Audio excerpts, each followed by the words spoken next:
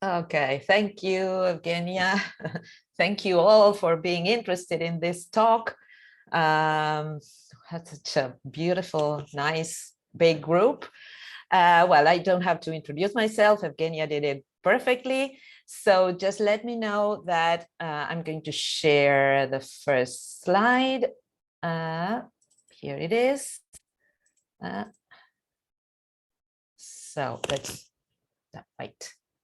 I cannot see you, so let's see. Just a minute. Okay. Now, can you see this? Okay, great.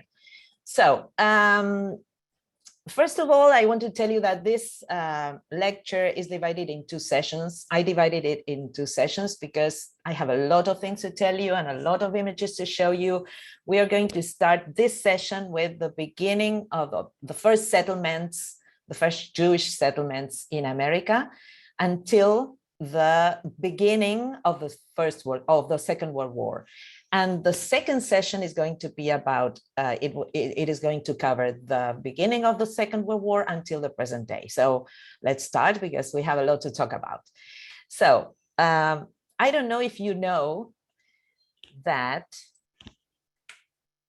the same year Columbus came to America, 1492, was the year of the expulsion of the Jews from Spain. So many of the Jews who didn't want to convert or to die in the hands of the Inquisition decided to come on the risky adventure, not knowing where they were going, with Columbus.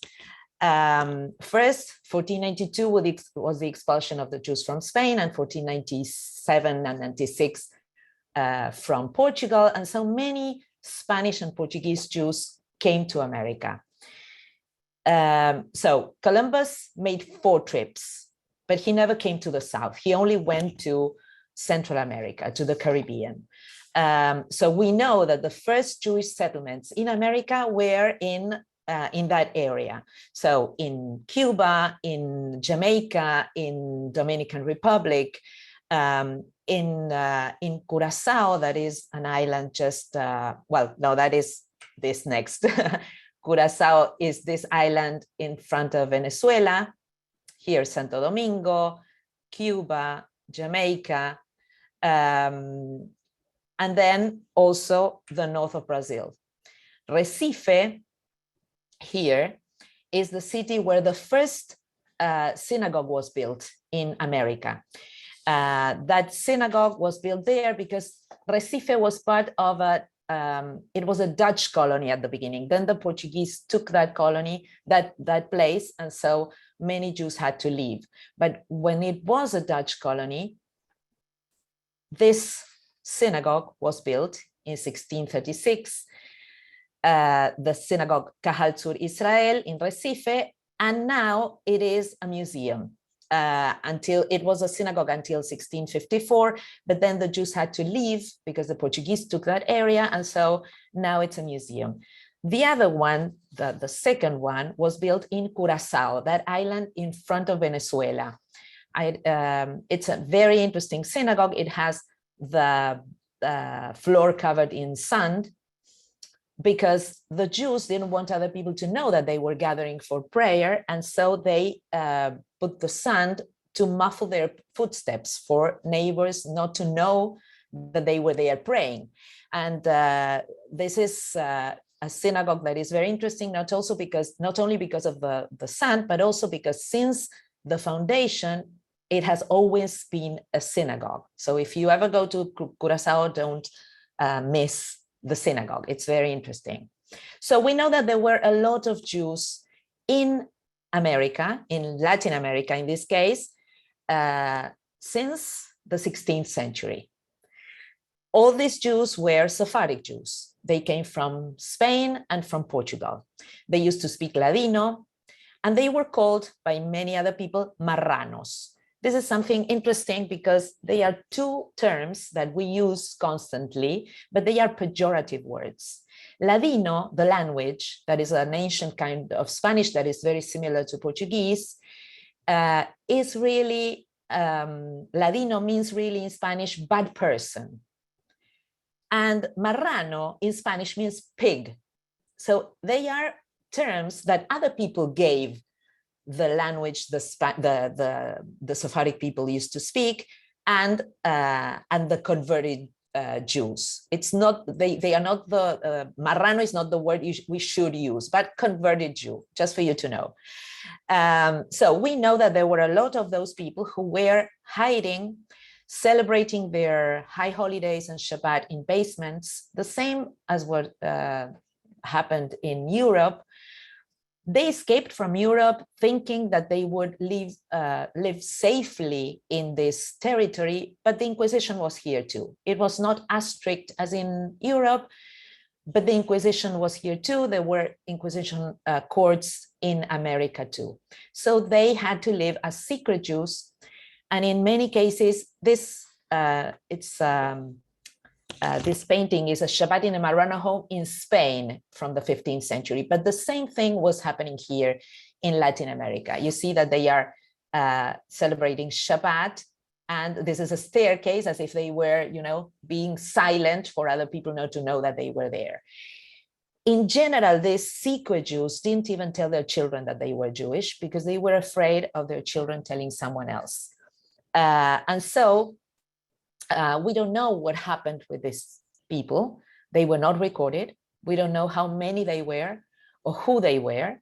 And so there is a story of one of these Sephardic Jews that is written in this book, La Gesta del Marrano, The Quest of the Marrano, of the Converted Jew. It's a book written by Marcos Aguines, a very well-known Argentinian Jewish writer. He wrote the story in English is Against the Inquisition. You can find the book.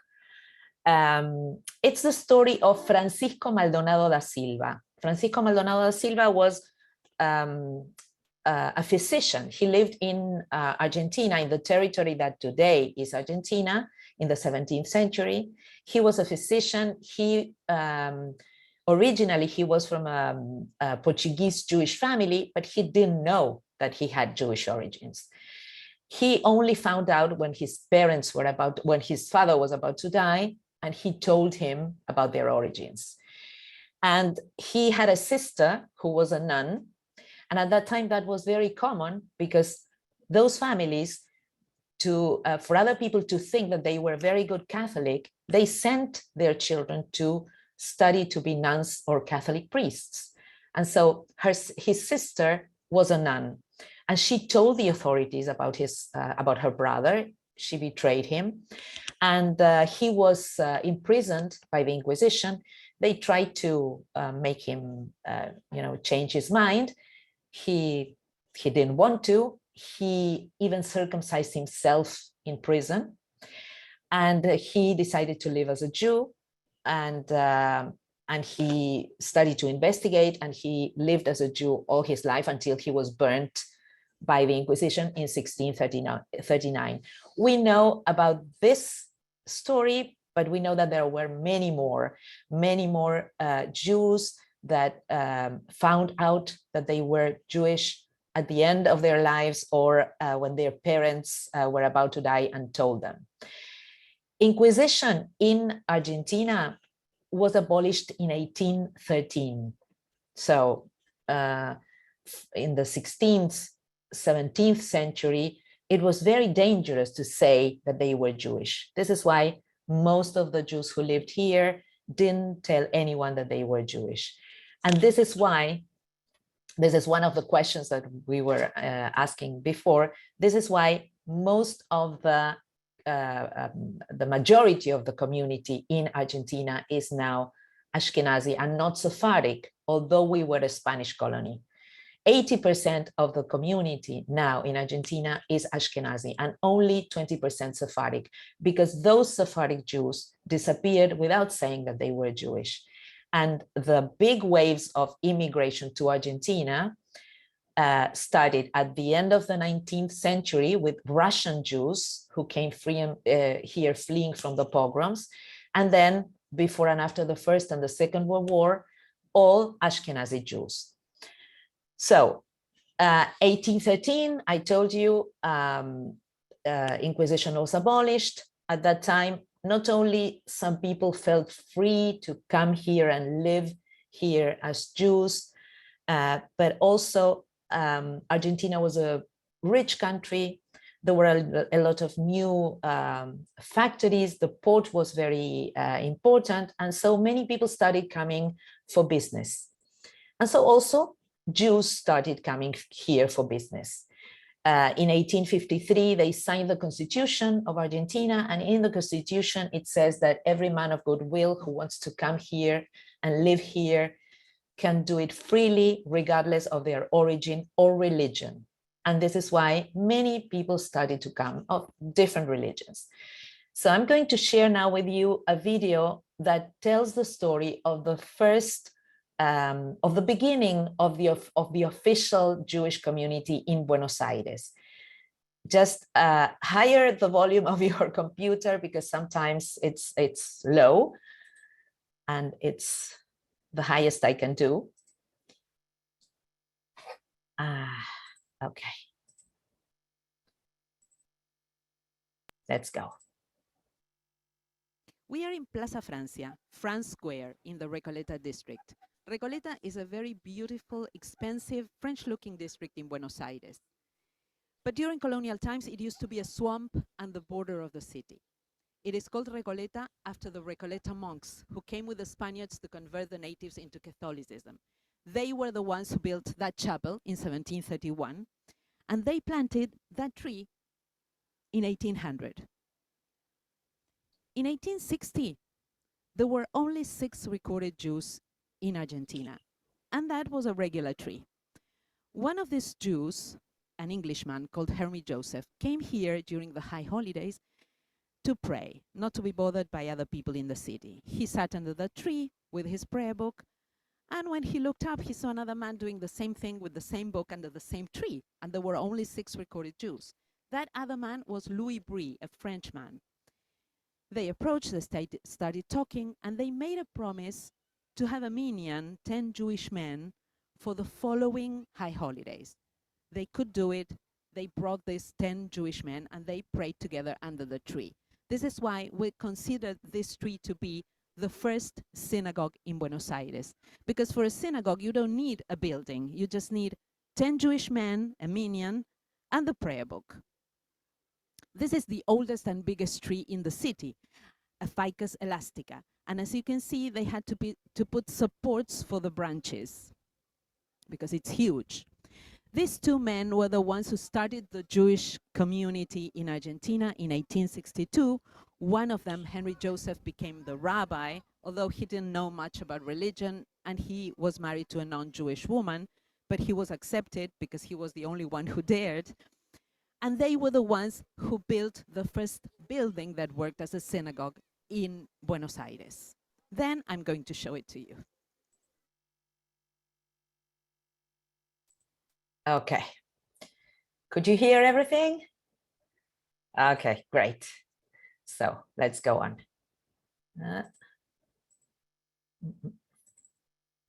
So this is the tree. It's massive. And the people, those people who gathered under the tree were Henry Joseph and Louis Brie. Then that was 1860. In 1880, this man, Julio Argentino Roca, became the president of Argentina. He, at that time, the Patagonia, let me show you. This is the map of Argentina. The southern area is called Patagonia. The Patagonia was not part of Argentina at the end of the 19th century. So this man, Roca, he went to the Patagonia. He had a war against the natives who lived there and against the Chilean that also wanted to get that territory for themselves. And he won the war. He killed most of the natives that were left in the country during that war. And he found out that he had a lot of new territory to populate. And so he said, I'm going to open the borders for the Europeans to come and populate the country. He said, and I quote, I prefer to populate the country with civilized European people rather than the barbarian natives. And so he opened the borders, and out of all the European people who could come to Argentina and populate the country, he preferred the Jews for a change in history. He said, if English people, French, Italian come here, they will come, make money, and go back to their countries. And he knew that there was a group of Russian Jews fleeing from the pogroms. And that group and those people didn't have where to go back to. And so he said, these people are going to stay. And he needed them to stay in the country, to populate the rural areas mainly. So there were two main requirements for all the immigrants to come to Argentina, not only the Jewish. The first one was that they had to be, this is Argentina, they had to be big families, young couples with a lot of children. The other, well, that requirement was very easy for Orthodox Jews because they had a lot of children. But the other requirement was that they had to be farmers. And Jews were not allowed to own land in Europe. So they were no farmers. They were musicians, merchants, professionals. They were no farmers. So what did they do? They lied. They said that they were farmers to be accepted. So this is this is a fragment of one of the passengers list, one of the ships that came here. So you can see there are 4 families, and the ones that have the ages to work said that they were farmers. And it's not very likely that they were farmers. And most of the families had a lot of children, okay, because that was another requirement. So this president, Roca, sent a delegation to Hamburg, where there was a group of 800 Jews, Russian Jews, that wanted to see where to go, and they attracted them to Argentina. So the Jews that were in Hamburg bought a piece of land in Argentina while they were in Hamburg, but it took them a year to arrive because they had problems with the documents. They didn't have enough money for the tickets. And so when they came to Argentina, they found out that the land that they had bought had been resowed. And so they went to the immigration hotel. They stayed there for 5 or 6 days. And when they had to go to the rural areas, there were no land for them to be. And they had no money left. So they contacted the small Jewish community. They could find another piece of land for them to the north of Buenos Aires. And when they arrived there, they found out it was an abandoned railway station. There was nothing there for them.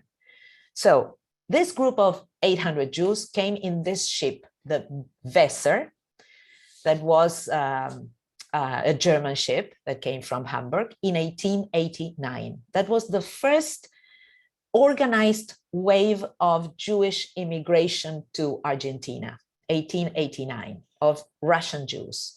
There were also other ships that start coming then. This, for example, is a Spanish ship, but you see that it's written in Yiddish because those families were Jewish families that mainly came from Russia. And so, well, they went there. They found out that there was an abandoned railway station. They didn't know how to work the land. Besides, they didn't speak the language. They didn't know where they were.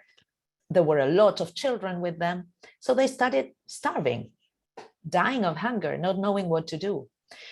So there was a man who was called, I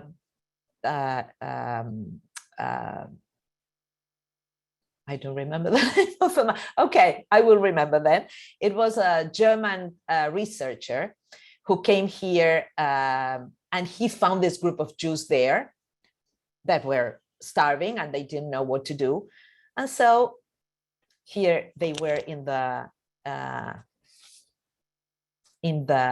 hotel, in the immigration hotel. So he found this group of Jews there, and he contacted another man who was a German philanthropist who was called Baron Maurice de Hirsch. This man was a German banker. His son had died a few years before, and he had no heirs. And so he said that his fortune would go to the Jewish community wherever it was needed. So he found out about this group of Jews there in the middle of nowhere in the rural areas in Argentina. And so he started buying land for them and sending more Jews to Argentina.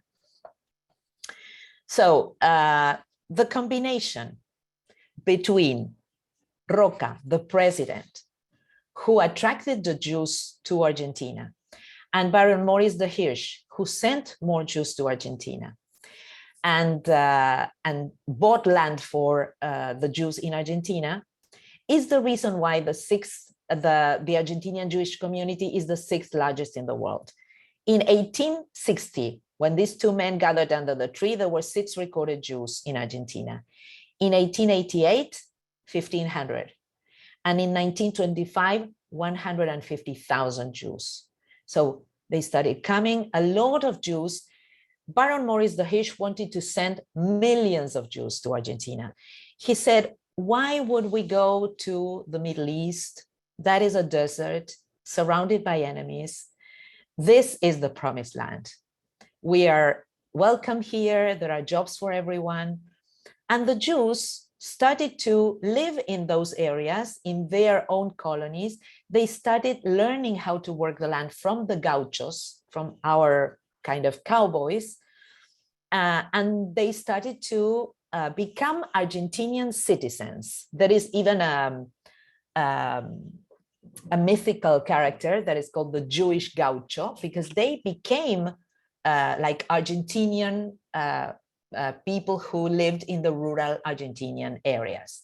The first colony, the first Jewish Argentinian colony was called Mosesville. And this is because Baron de Hirsch said that this was the promised land. So they named it Mosesville. And then there were 23 other colonies, Jewish colonies in Argentina, founded by Baron de Hirsch and many people that came from other countries, not only from Russia, but from Poland, from Hungary, from Ukraine, from Lithuania, from many countries. Jewish people started to arrive to Argentina. They started building synagogues in the rural areas, schools, clubs, libraries. This is another synagogue, very humble, you know, in a small house. Schools, clubs, libraries, theaters. You see, this is a school. This is the Agricultural Society that was founded in 1916. And of course, it was called Baron Hirsch. The first agrarian society, agricultural society, was founded by Jews. And they lived here as if they were, the colonies were like kibbutzim. They worked together. They started to buy everything together for their colonies, and also sell their products in community, in many colonies together. And they became, as I told you, like Jewish Gauchos. Here you can see, this is in one of the colonies, this fusion of Argentinian and Jewish tradition and culture. This is a crossroads. This is Baron Hirsch, of course, and San Martin. San Martin is our main hero of the independence. So children had to go to Argentinian schools to speak, to learn how to speak Spanish, to become Argentinian citizens, to learn Argentinian history and geography. That was another requirement. And this is this mythical character that I was telling you before, a Jewish Gaucho. They even started to learn the habits of the Gauchos and of other Argentinian people. For example, to drink mate. I don't know if you know, just for the ones who hadn't seen a mate before. Mate is the Argentinian typical infusion, Argentinian and Uruguayan typical infusion. It's a gourd that is carved and dried. They put we put a herb inside that is called yerba mate, and a straw and hot water, and we sip from the straw. This is like tea, but it's called mate. It's a little bitter. It's typical of Argentina, and the Jews started to drink mate the same as everyone else in Argentina. I have, in my experience, my grandfather used to drink mate, but instead of pouring hot water, he used to pour hot milk. And he said that that was Jewish mate. I don't know why milk would be more Jewish than water, but anyway, many Jewish old men and women used to drink mate with milk. So when children became a little older in the colonies, they used to, as I told you before, they used to go to school in the colonies. They had their own synagogues, theaters, clubs, everything in the rural areas. But then when children started to grow, their parents didn't know their children to become farmers. They wanted them to study. And they found out that there were no universities close to the rural areas. So they started sending their children to Buenos Aires. And they started studying in the university in Buenos Aires. Then their parents also, you know, the life in the rural areas is very hard. There were floods and droughts and locust plagues and, you know, a lot of problems. And so also the parents started moving to Buenos Aires. And so at that time, there were some, and also not only moving, but also, you know, developing their lives in Buenos Aires. This is, they started to publish their newspapers and magazines in Yiddish and also in Spanish, but with Jewish issues, it depended. So most of them started to move to the cities. And at that time, there were some anti-Semitic events that started happening in Buenos Aires. This is because the people in Buenos Aires wanted the Jews to come and populate the country, the rural areas, but they didn't want them so close in Buenos Aires. So they started saying, well, the sentence I used for this session, they said, well, these Jews came here, they sowed seeds and harvested doctors. And they didn't like that so much. So besides, there was another problem. Many of these Jews started to work in factories. Remember, they were all Russian Jews that came, most of them at the beginning of the 20th century. The communist revolution in Russia was in 1917. And these people, many of them, those who were not Orthodox, were socialist, or some of them quite, you know, left-wing. And so they started working in factories and they started talking to their co-workers saying, well, why should we put up with long hours of work and low wages and terrible working conditions? We have to do something about this. And so they started strikes. And who do you think the police and the government blamed? They blamed the Jews. They were right.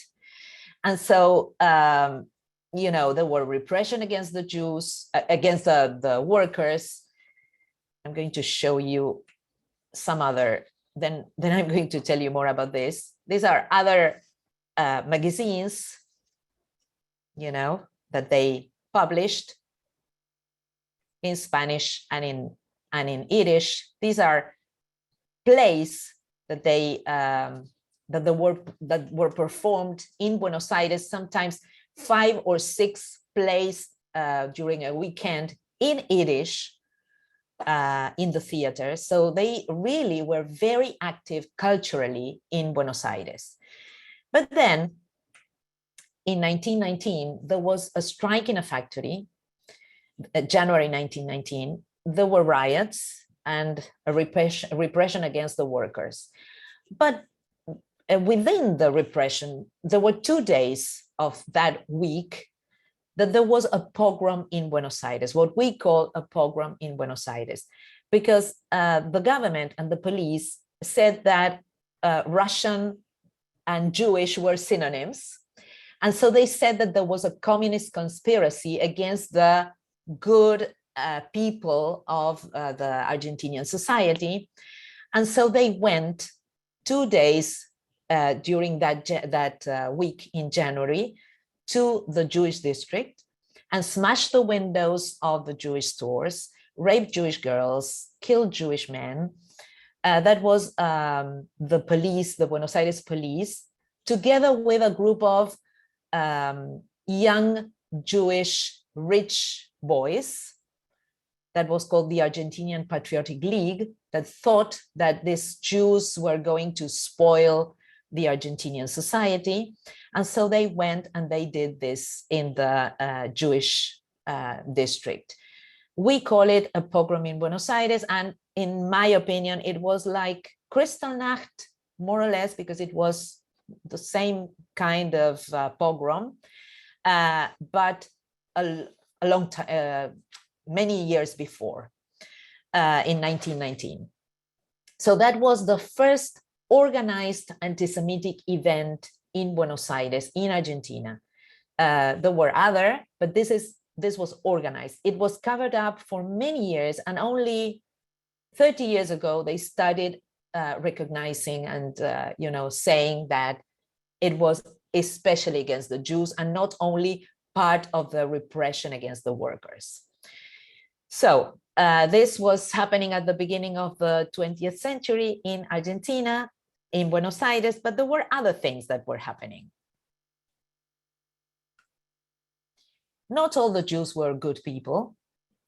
There was a group of pimps of Polish Jewish men who had a net of brothels here in Buenos Aires, and they used to go to Poland to bring Jewish girls with promises of marriage or a good job.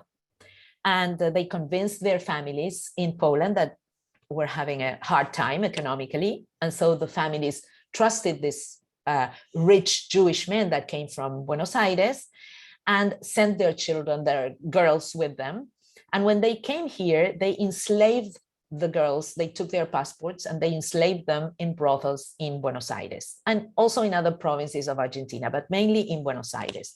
This went on from 1906 to 1937. They were called the Tzvi Migdal, or the Warsaw, because they were mainly Polish men. And it went on with the help of the police and some politicians, because they were also clients of the brothels, and so they covered up for them. But thanks to this woman, Raquel Lieberman, who was one of the women who were enslaved in one of these brothels, she managed to earn money from the tips of her clients. And she asked the client to buy her from the pimp with her own money.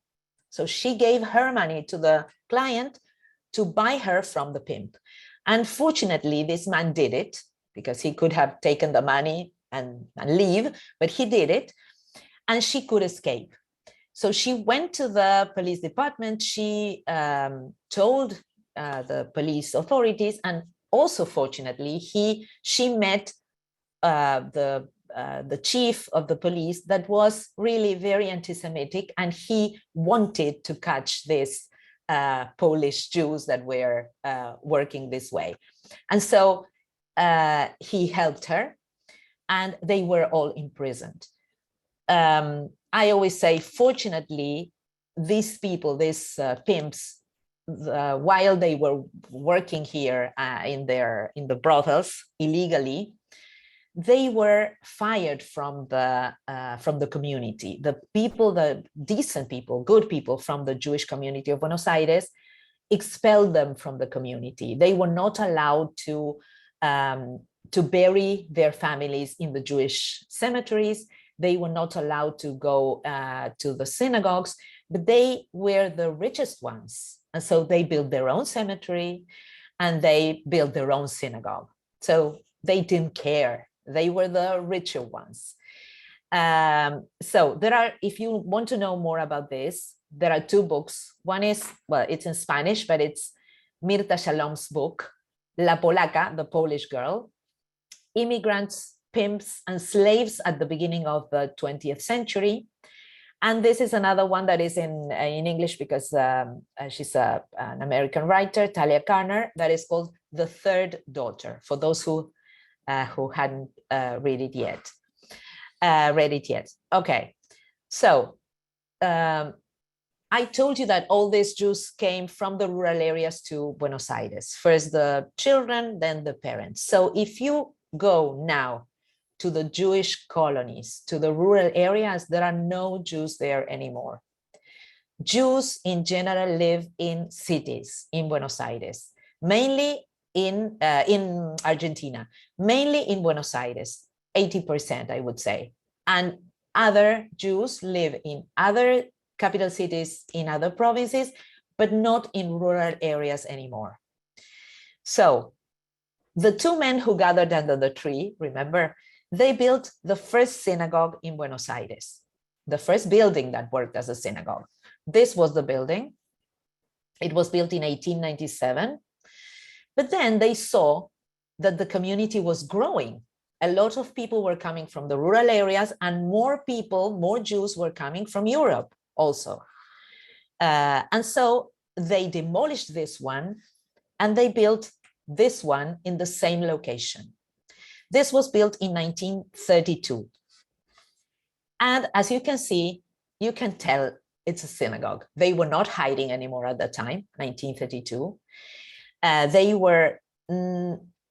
wanted to show what they had achieved. They were very proud because most of them came with nothing and they could make a living and come to Buenos Aires. And so they wanted to show it, also show off like other people were doing in the city. At that time, the 30s, many people were hiring Italian and French architects here in Buenos Aires to make the city look like Paris. That was something that the elite in Buenos Aires wanted to do. This is why many people know Buenos Aires as the Paris of South America, because it's a very European looking city. So rich people were building their mansions in European style, churches, public buildings, and also the synagogue. So it looks really, if you go in, I'm going to show you some pictures inside, it looks like a European church. I told you before, we don't need this for a synagogue, but they wanted to show that they were very proud. And so you can see the 10 Commandments on top, the Star of David, these medallions that stand for the 12 tribes of Israel. And these pillars that you see here, this is something that we are going to talk in the second session, but just for you to know, we had 2 terror attacks here in Argentina, in Buenos Aires in 1992 and 1994. After the second attack, they decided to put the pillars to protect all the Jewish buildings and also American buildings. The pillars are quite controversial because many people say that we are marking the Jewish buildings this way. But other people say, well, terrorists know where the Jewish buildings are. They don't need us to tell them. And at least this way, we are preventing another attack, because both attacks were in the same way, not against this building. Then in the second session, I'm going to show you the other 2 buildings, but the 2 terror attacks were in the same way, a van that drove into the building and exploded. So this way we are preventing another attack. So let me show you inside. This is why I am telling you it looks like a church. You see long wooden benches, a pipe organ, marble. You see there you can see the pipe organ, and also stained glass. At the beginning, this synagogue, this is called the Libertad Synagogue. It's called like that because the street where it is, it's called Libertad. At the beginning, it was an Orthodox synagogue. And so women used to sit upstairs and men downstairs. Now it's conservative, so men and women sit all together. Just for you to know, here in Buenos Aires, in Argentina, you can choose the kind of Jew you want to be, the same as in the US. There are many, many options. There are, I don't know if I told you, but there are 200,000 Jews, more or less, in Argentina now.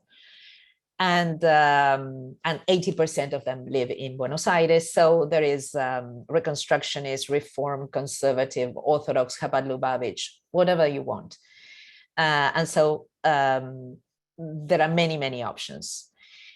This is the Jewish Museum. The Jewish Museum is a house of a Jew that lived by the synagogue, and he donated his house for the Jewish Museum, and then they connected both buildings. And now if you want to visit the synagogue, you can go through the Jewish Museum and visit both buildings in the same visit. So this is one of the rooms of the Jewish Museum of Buenos Aires. Most of the things that you can see in the Jewish Museum were brought by the immigrants when they came. I don't know if you know, but well, here there are 3 Torot. These 2 are Ashkenazi and this one is Sephardic. Sephardic people need a hard case because they read the Torah vertically. And so we have many Sephardic Torahs here in the Jewish Museum. So this area where the synagogue is, where the first synagogue of Buenos Aires is, was the first Jewish district because they had to go walking to the synagogue. But then the courthouse was built in that area. The prices of the land started to raise, and so they had to move to another area that was cheaper. They started to build their stores there, live above the stores or behind the stores. And that area is called Once. This is the Once district. You can see it's a wholesale district. You can see here this is one store, and there is a mezuzah. There are many stores with mezuzot in the Once district. Most of the stores are still owned by Jews. Some of them are not anymore. The Jews started to live there, but then when they became a little wealthier, they started to move to nicer residential areas. And now Jews live all over the city. We don't have districts depending on the origin of the people anymore. It used to be like that. Now it's a commercially Jewish district, but Jews live all over the city. So this is another picture of what you can see in the Once district. Many people go from other provinces to buy in the Once district because it's wholesale, it's cheaper. These are mates. So as I always say, they sell their mates and schmates.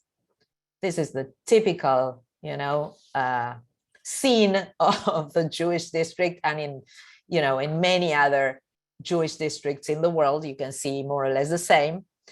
And this is still known as the Jewish district. Anyway, some 35 years ago, many Korean people started to come to the country and they settled in the same area. So now it's a shared district between Korean and Jewish people.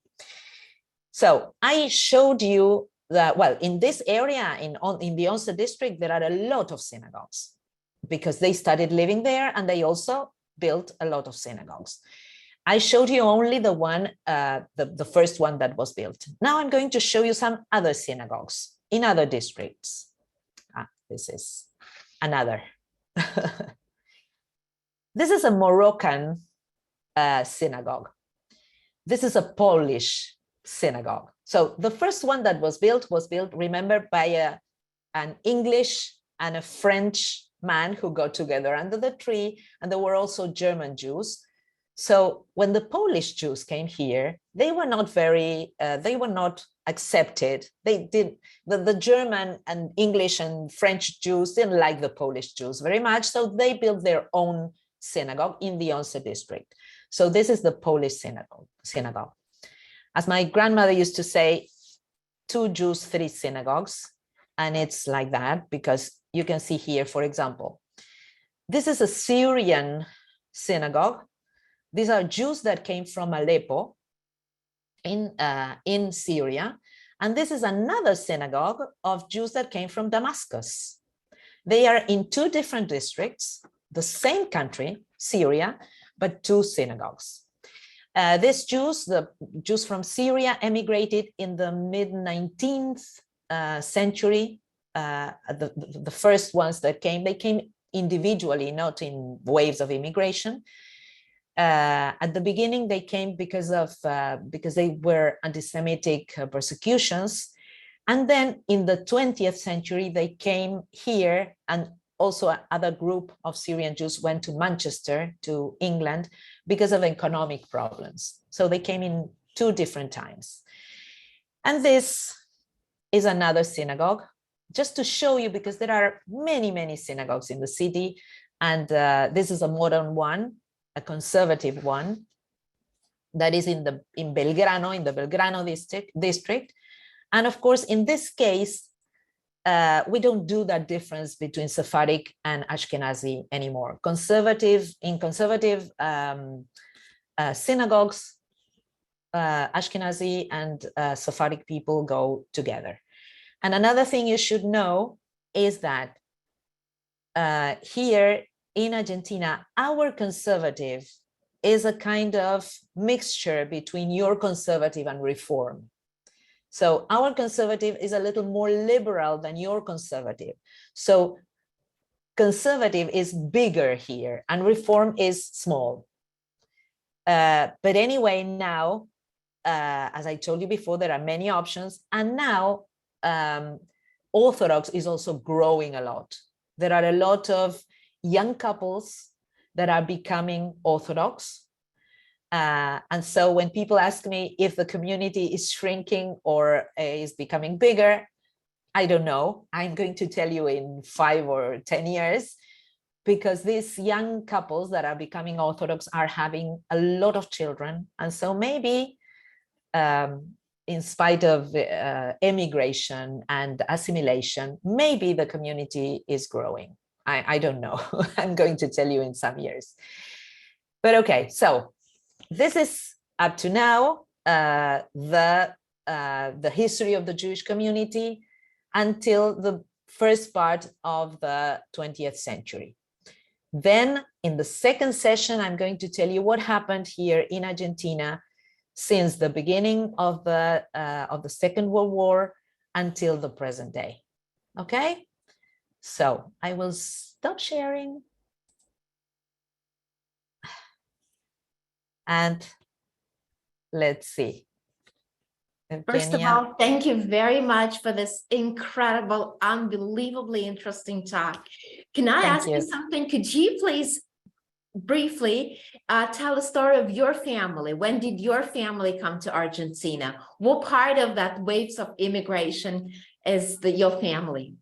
Yes, my family came to Argentina. My 4 grandparents came to Argentina from Poland before the Second World War, the 4 of them. Most of their family was left in Poland and they perished during the Holocaust. But fortunately, they came here.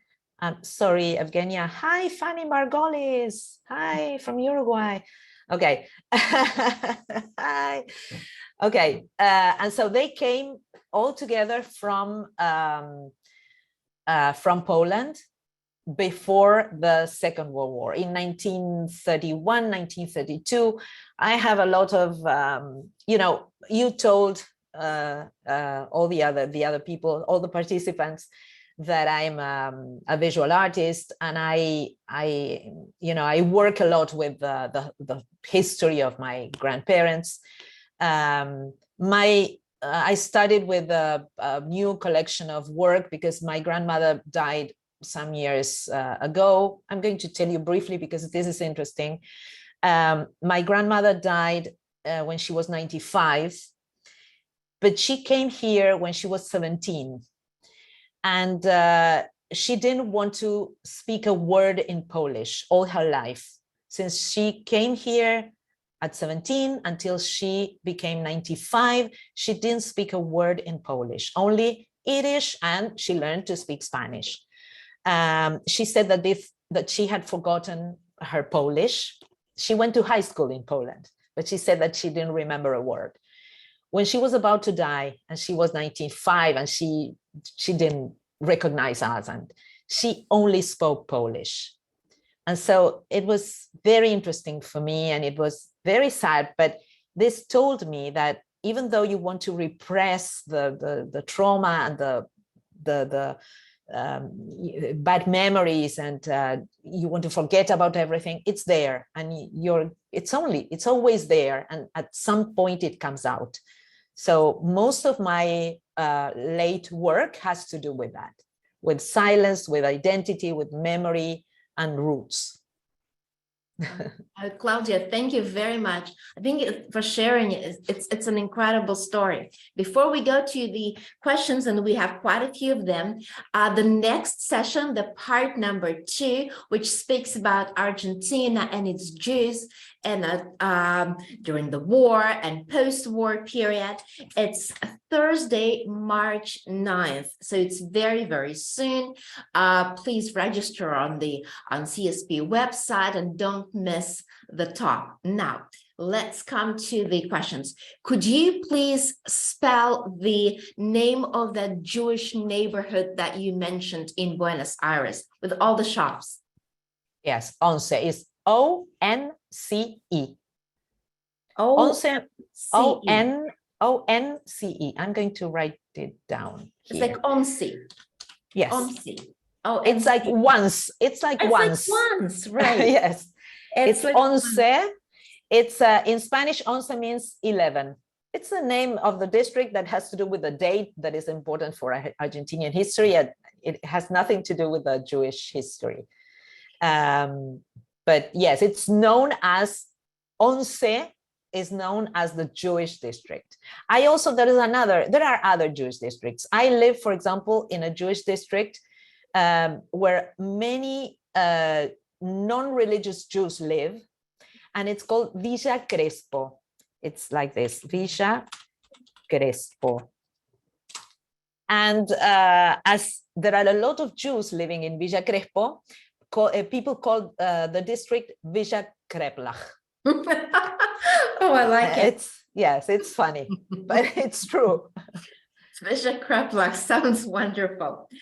We have a question about Juan Perón, but I believe it's the subject of your next talk. So we keep this question for March 9th.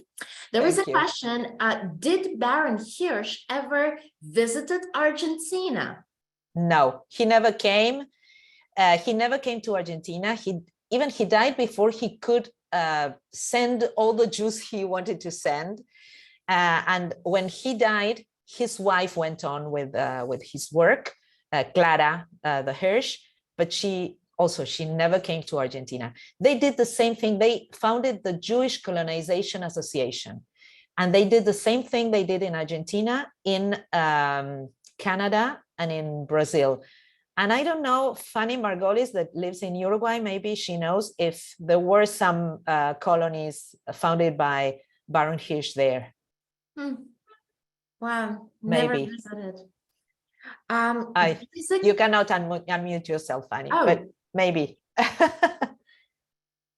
There is a comment that there is at least one of the settlers in the colonies of Baron Hirsch that still lives in the semi-rural area and manages a soy empire. Do you know anything about that? Grobocopatel. Yes. Yes. He is called Gustavo Grobocopatel. But it's different. He's a a company owner, and he's not really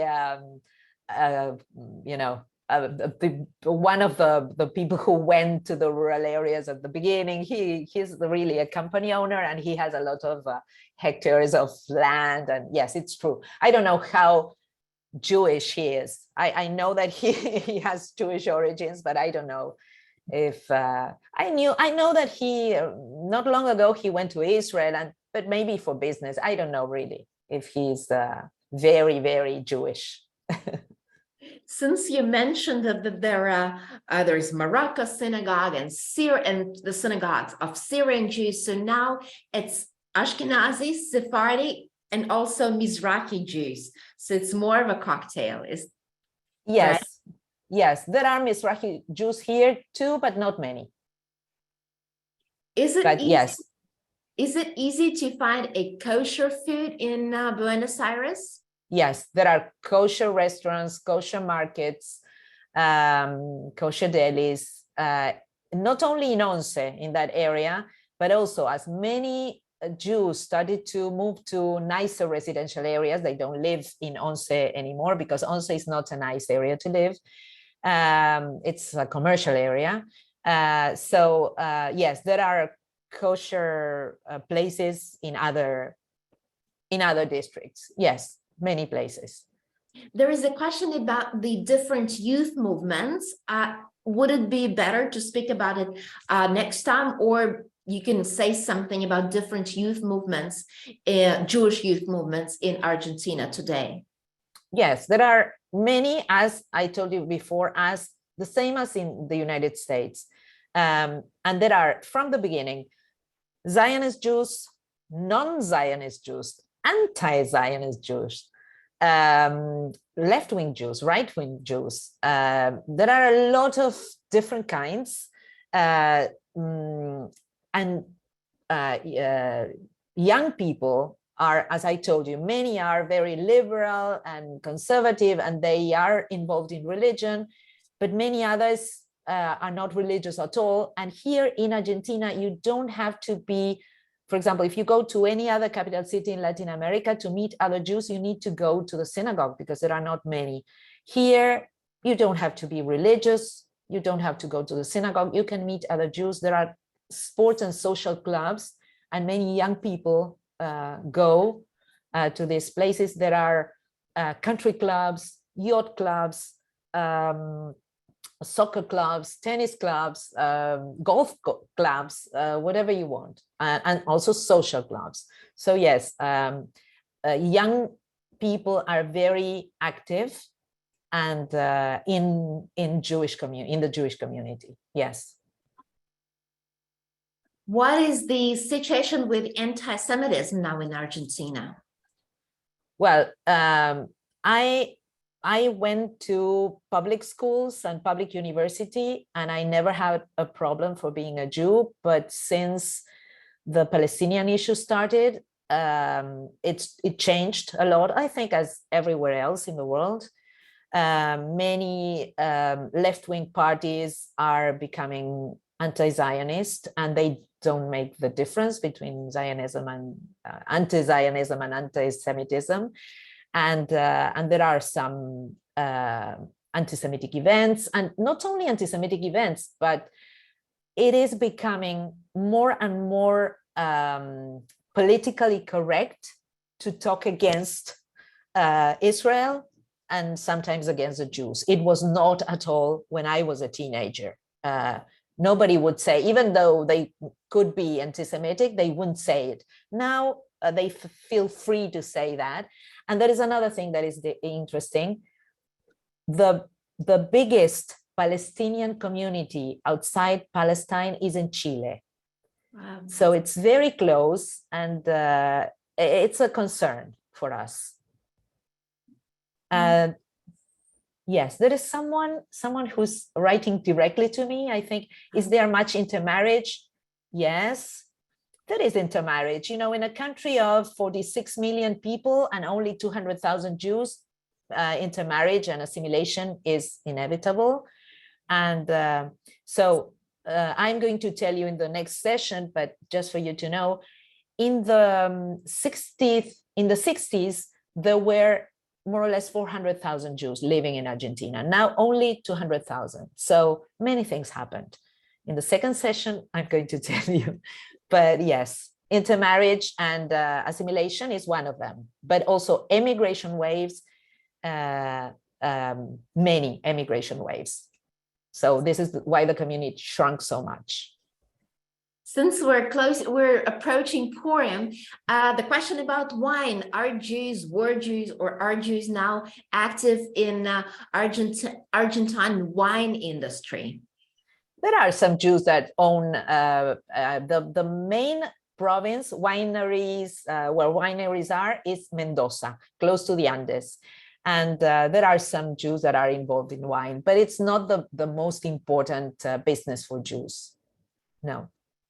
Are Jews living out, other Jewish communities outside of Buenos Aires in other? Yes. In most of the capital cities of there are 23 provinces in Argentina, and the city of Buenos Aires that works as another province. So officially 24 provinces. In most of the other provinces, in the capital cities, there are communities. Some of them are big, like in Tucumán, Mendoza, Córdoba, Santa Fe, and some others are smaller. But in most of the capital cities of other provinces, there are Jewish communities. Yes. Thank you very much, Claudia. Thank you for this wonderful, wonderful talk, for the presentation, for sharing your family story. There are some questions that are related to the second part of your talk. So it's March 9th, Thursday, same time, 12:30, and in Orange County, 5:30 for Claudia. Yes, in the afternoon. And so that will be the talk about the war and the post-war times. So thank you very, very, very much. Have a great evening. Have a great day. And see you again. See you very soon. Bye. Thank you Bye, all. everyone. Nice to meet you. Bye-bye.